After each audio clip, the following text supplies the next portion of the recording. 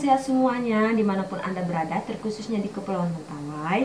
Saya Dr. Isnawati Samosir. Saya akan menjelaskan topik yang lagi banyak dibicarakan di Indonesia, yaitu stunting. Kenapa? Karena ada 9 juta balita atau sepertiga balita di Indonesia yang mengalami stunting, yaitu salah satunya di Kepulauan Mentawai.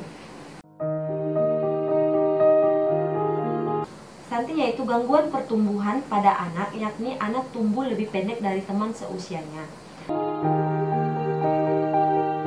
Stunting disebabkan oleh kekurangan gizi pada 1000 hari pertama kehidupannya dari janin hingga umur 2 tahun. Ini bisa terjadi karena yang pertama kemiskinan, yang kedua kurangnya ilmu pengetahuan si ibu, yang ketiga infeksi kronis. Kenapa infeksi kronis bisa menyebabkan stunting? Itu logikanya. Anak sehat sama anak yang lagi sakit, yang terinfeksi kronis.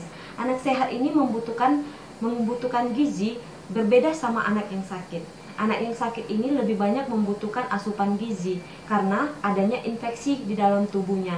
Jadi tidak sebanding gizi yang masuk ke tubuh si anak yang sakit ketimbang kebutuhan gizi yang dia butuhkan. Jadi makanya si anak ini kekurangan gizi. Contohnya infeksi kronisnya yaitu TB paru. Maka si anak akan terganggu perkembangan otaknya dan ia akan sulit berprestasi. Bukan di masa kanak-kanak saja, ketika dewasa anak mudah mengalami kegemukan sehingga dia lebih gampang terkena penyakit seperti jantung, diabetes, dan penyakit tidak menular lainnya. Oh ya, stunting ini berbeda sama short stature ya teman-teman. Stunting ini bukan karena faktor genetik, sementara short stature atau pendek yaitu karena faktor keturunan. Jadi bisa jadi ayah dan ibunya pendek sehingga anak pendek juga. Sedangkan stunting ini yaitu gangguan pada perkembangan otaknya. Sementara anak yang short stature atau anak pendek tidak ada gangguan pada perkembangan otaknya.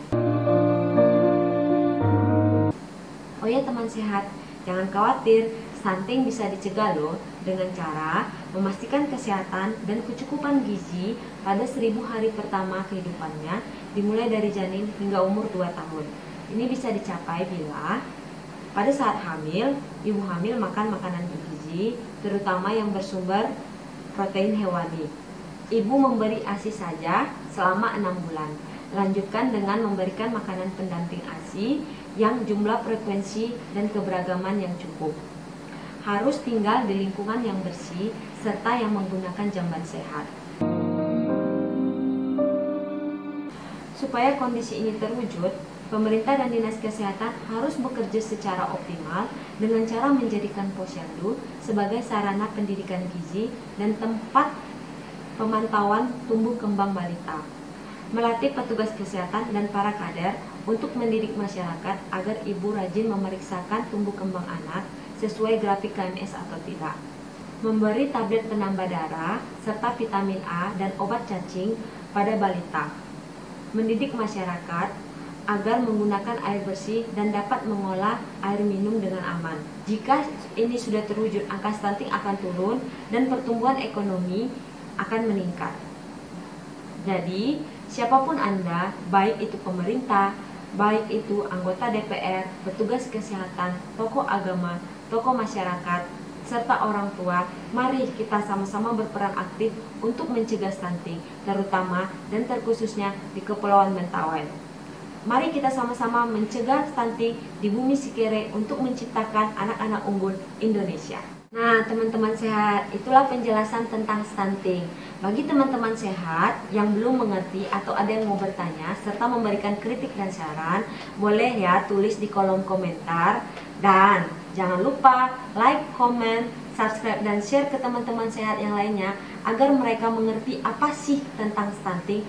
Dan bagi teman-teman yang mau request kita mau bahas topik apa selanjutnya, boleh juga nih ketik di kolom komentar.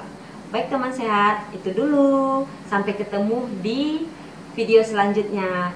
Salam sehat untuk teman sehat. Dah.